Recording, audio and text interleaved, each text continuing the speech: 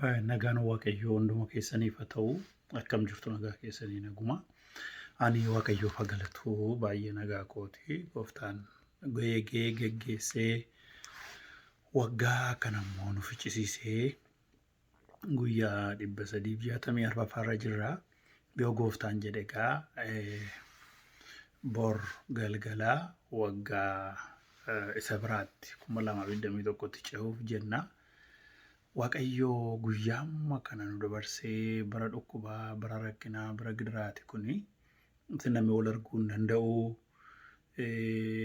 Hojiin wanti baay'een cufamaadha.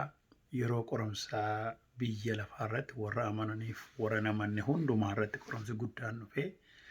Waaqayyo garuu nu baatee nu geggeessee nu eegee waggaa kana nu fichisiiseera. Maqaan Waaqayyoo bara baraan haa ulfaatu. Kanaaf guddisnee Gooftaa galateeffachuun nurra jiraata. Waan Gooftaan nuuf godhe, gargaarsa Gooftaan nuuf godhe kanaaf Waaqayyoon guddisnee galateeffachuutu nurra jiraata.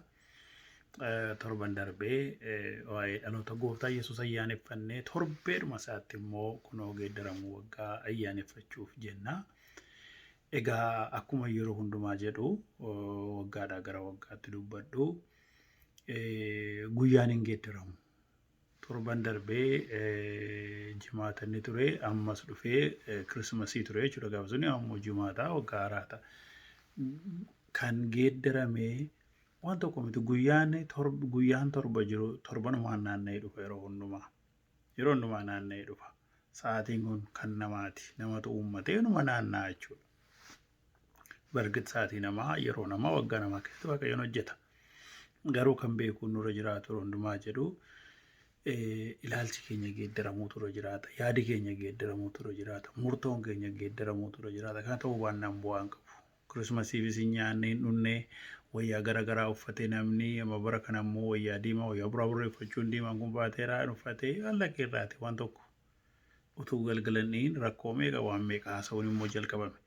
Ammas akkuma kana waggaasa kanas akkuma kana gaafa ta'u baay'ee nama gaddisiisa. Namooti biyya lafaa New Year Resolution jedhu.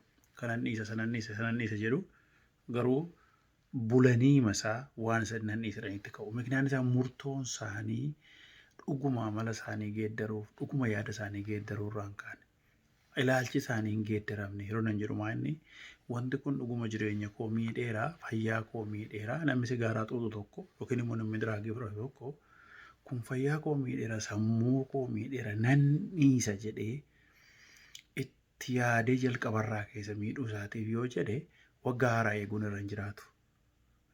New Year Resolution jedhu keessi isaanii murtoon goone waan ta'eedhaafi gaafuma sana guyyaama sana turinitu dhugaatiidhaan yookiin immoo xuuxuudhaan yookiin waan biraa keessa galanii immoo rakkoo keessa ofis namas buusu. Itti yaadanii murteessanii miti ammuma ka'aniitu ammuma kanan godha jedhaniiti sammuun keenya immoo waan akkasii hin fudhatu. Prefrontal cortex kan jedhamu abstractidha kan yaadu. As kan jiru regional logic kan yaadu sammuu keenya keessaa.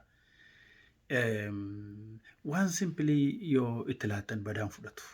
Abstract idea amma researchiin tokko Ameerikaatti ta'e dijiitii 7 gruupii tokkotti himanii dijiitii 2 immoo gruupii tokkotti himanii silaasheen lama yaadachuudhaaf salphaadha.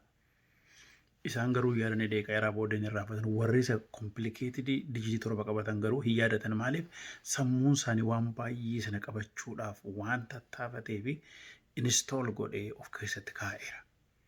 Kanaafitu gaafuma ayyaana sana yaadnee bakka kana nanniisa jennee murteessinee keessa keenyaan keenya waan ta'eef sammuun keenya yaaduu hin danda'u.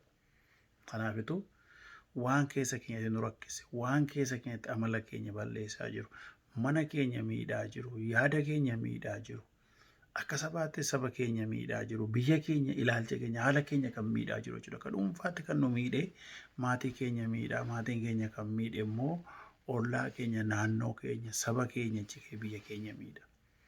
Jijjiiramni immoo al tokko maal jedhame Finfinneetti hundumtuu balbala isaa tokko qulqulleeffatee Finfinneen hin qulqulloofti jedhame dhugaadha. Dhuunfaatti namni tokko jireenya isaa kan miidhaa jiru. Tarii amma abdii kutannaadha yoo ta'e, yaada aariiti yoo ta'e, deebi'ees immoo dhuguu yookiin xuuxuu yookiin waan hin taane keessaa dargummaa diraa keessa galuudha yoo ta'e kun jireenya isaa miidhee jireenya maatii isaa jeeqee deebi'ee hawaasa isaa waan biraa miidhaa deema waan ta'eedhaa fi akka hawaasaatti jiraannan immoo gammachuun tokko gammachuu keenya gaddi tokko gadda keenya.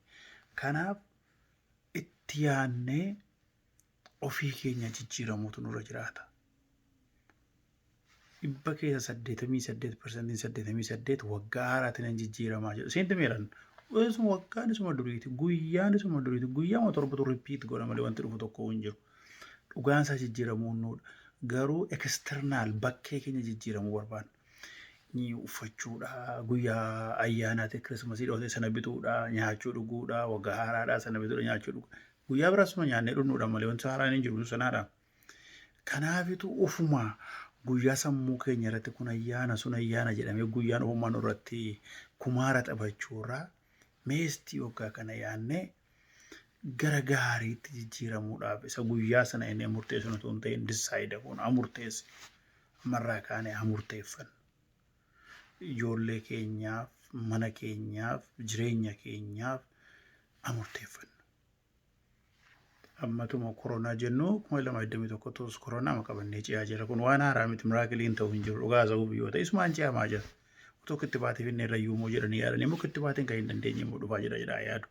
Kanaaf amma 2020 keessa kan ture taammirii tokko ta'a jedhamee wanti eegamu hin jiru. Numa ciyaa dhukkube kun amma kuni maaliif akkasii jettachuu waan dandeessan hin qabdanii utuma immoo dabarsee dhufee aanaan naqaaneessee waan gammadan dhugaa ta'uu biyyoo ta'e. Inuma caagaa borbooddee iftaan hojii itti ce'uu jennamaa miirumaan immoo shaniidhuma waa disaayid goona jechuudha waan qabu. Garuu nuyi akkamittiin jijjiiramne ilaalcha keenya jijjiiramne waan geeddaruu hin dandeenye akkamitti qabanne amma namni dhukkuba sukkaaraa qabu dhukkuba dhiiga ol ka'ee jiru qoricha liqimsuun mastii marra jiraata fayyaa isaa eeguun mastii marra jiraata. Bakka kunarraa ka'ee qoricha gata yoo ta'e ittiin du'uu danda'a jechuudha. Fayyitee yoo jedhames dura cheekaappii ta'u turaatu qoricha isaan gateen. Kanaafitu waan geeddaruu hin dandeenye akkamittiin qabannee sirriitti jiraanna. Waan geeddaruu dandeenyu immoo bakka ofii keenya murteessine akkasumattiin guyyaa ayyaanaa kana jijjiirama nurra ta'e ayyaaneffachuutu nurra jiraata. Jijjiirama nurra ta'e malee miirumaan kee waaqayyo sana godha maal sana godha maal sana godha maal kana godha hojii nothing happen waan tokko ta'uu danda'u hin jiru. Murtoon isaa nu biraa ka'a. Maaliifi nuti murteeffata deebiin irra bahu waaqayyo biraa dhufaa jedha. Yaada baay'eetu gara namaa keessa jira isa waaqayyo jedhu ta'a. Murtoo nuti murteeffata murteeffatan irratti immoo waaqayyo ulfina isaa mul'isa. Isa kanaadha. Namni karaa isaa qopheeffata deebiin irra baha yookiin immoo dandeettiin isaa dhufa waaqayyo biraa dhufa. Kanaafitu borbooddee jimaatti ni jiru jimaatuma nuti garuu ammarraa kaanee kana nan dhiisanii sama resolutionii barreessan otoo hin ta'in dhugaadhaan kan hin dandeenyu yoo ta'e immoo waaqayyo na gargaare. Gooftaa na gargaare inni gooftaan nama gargaara maqaan waaqayyo haa ulfaatu amala keenya keessaa jireenya keenya keessaa waan jibbinu. Waan sirrii hin taane sirrii jennee qabachuu nurra jiraatu. Istaandardiin waan tokko sirrii ta'uu dhiisuu immoo macaafa qulqulluudha. Waan tokko waanti dogoggoraa bara jireenya keenya nu wajjin jiraate sirrii nutti fakkaata. Namni immoo nutti himuudhaaf yeroo baay'ee ishiin jedhu hin sodaata yoo nutti himu gadditii hin gaddaa jedha waan ta'eef dubbii waaqayyoo keessatti of ilaalle amala hin taane haasaa hin taane jireenya hin taane jireenya keenyarra nama tokko nu sodaate nurraa baqata nutti himuurraa sababa uume nurraa fagaataa deema. Kanaaf akka dubbii waaqayyootti ilaalle jireenya keenyarraa dubbii waaqayyoo wajjin kan hin deemne waaqayyoon akka kadhannu waaqayyo nu gargaara waaqayyo nurraa kaasa. Haala kanattiin kana booddee jireenya keenyatti jiraannu guyyaa tokko duwwaa miti guyyaan hundumtuu waggaa haaraa nuuf ta'u. Guyyaan hundumtuu waggaa gammachuu waggaa boqonnaa waggaa jijjiiramaa nuuf haa ta'u. Guyyaan tokko dhufee darbee kirismasiin guyyaa tokko dhufee duwwaa dhufee darbiin dhalachuun Yesuus Kiristoos ayyaanni isaa guyyaan keessa keenyatti haa ta'u. Waggaan guyyaan jijjiiramu hin jiru garuu jijjiirame guyyaadhaan jireenya keenya irratti haa ta'u. Jireenya keenya irratti guyyaadhaan.